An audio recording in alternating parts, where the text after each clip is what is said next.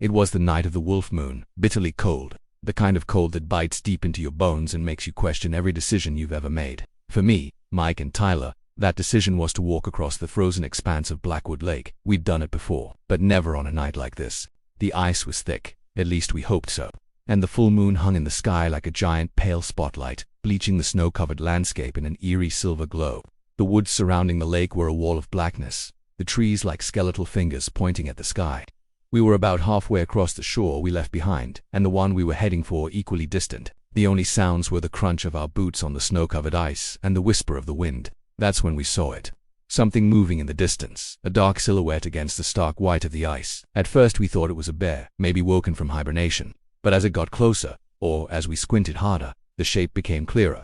It was humanoid, but monstrously large. It was a huge figure, draped in what looked like a dark, tattered costume, something that resembled a bear's skin, matted and ancient. It was dragging something heavy behind it, something stuffed into a large, black bag that left a dark trail on the ice. The scene was so bizarre, so out of place, that we just stood there, frozen, watching. Every few steps, the figure would stop. It would raise a heavy hammer, the moonlight glinting off the metal head, and bring it down with incredible force.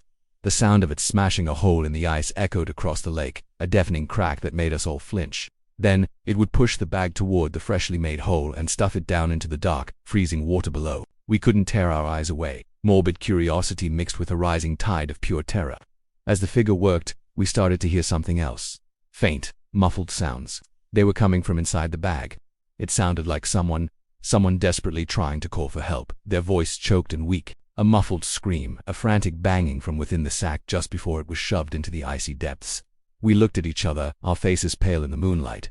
This wasn't some strange ritual. This was something far, far worse. Then, the absolute worst thing happened. The figure finished with its task, the bag disappearing into the black water. It stood still for a moment, its head, shrouded in the bear-like hood, slowly turning, and it looked directly at us. We couldn't see its face, just a void of shadow where a face should be. But we felt its gaze lock onto us. For a heartbeat, there was absolute silence. Then, it dropped onto all fours, like an animal, and started charging. It was impossibly fast, its heavy form scrabbling across the ice, a guttural, inhuman roar tearing through the night. We didn't need to say a word. We just turned and ran. Pure primal terror took over.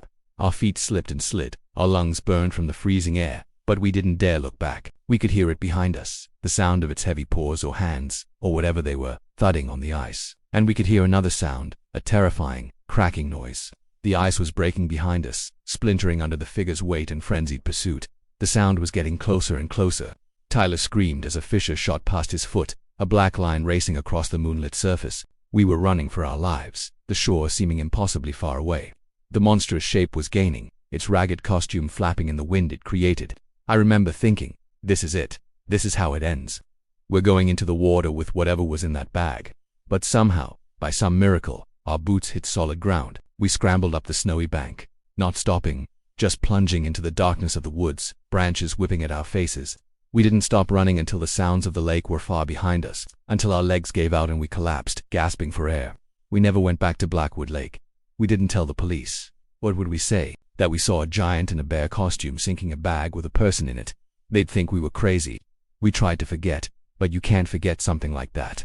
A few weeks later, strange rumors started to spread through town. People talking about weird lights over the lake, about unsettling sounds coming from the ice at night. Some fishermen claimed their lines were being cut by something sharp under the surface, or that they'd pulled up scraps of dark, heavy fabric. No one ever saw the figure again. It was like it just vanished. But sometimes, when the moon is full and the air gets that familiar, bitter chill, I can still hear it. The crack of the hammer on the ice, and the muffled screams from the bag, swallowed by the cold, dark water. And I wonder how many other bags are down there, at the bottom of Blackwood Lake. Thanks for listening, and if you have your own stories you'd like to share, let me know. Make sure to follow for more. It was supposed to be the best spring break ever. My friends and I booked a huge cabin at this amazing ski resort in Vermont. The snow was perfect, the slopes were incredible, and the vibe at the lodge was electric every single night. We were just a bunch of college kids looking to blow off some steam before finals. We had no idea that our last night there would turn into a fight for survival. That final evening, the lodge was packed. Music was blasting, people were laughing, and the fireplace was roaring. That's when we met Taylor and Devin. They were a couple of girls, probably our age, super friendly and outgoing. They were making the rounds, carrying this shiny silver flask and offering everyone shots of what they called rocket fuel. They promised it was the secret to staying warm on the slopes, especially for the night run they were planning. They kept talking up this legendary off-trail path known as Widow's Run. They said it was a local secret, a thrill-seeker's dream, and the views at night were insane. A few of my friends were skeptical, but Taylor and Devin were really persuasive, painting this picture of an exclusive, unforgettable adventure. Against my better judgment, we all agreed to go. They handed me the flask, and I tilted it back. The moment the liquid hit my tongue, something felt completely wrong. It didn't taste like any alcohol I'd ever had. It was bitter, with a strange chemical aftertaste that made my throat burn. A wave of alarm washed over me. I quickly turned my head, pretending to cough, and spat the mouthful into the snow when no one was looking. I wiped my mouth and gave them a thumbs up, acting like I'd swallowed it. I didn't want to be the buzzkill, but my gut was screaming at me that this was a bad idea. I figured I'd just stick close to my friends and make sure they were okay. That was my first mistake. We left the warmth of the lodge and headed towards the lifts. Taylor and Devin led the way, their energy still buzzing.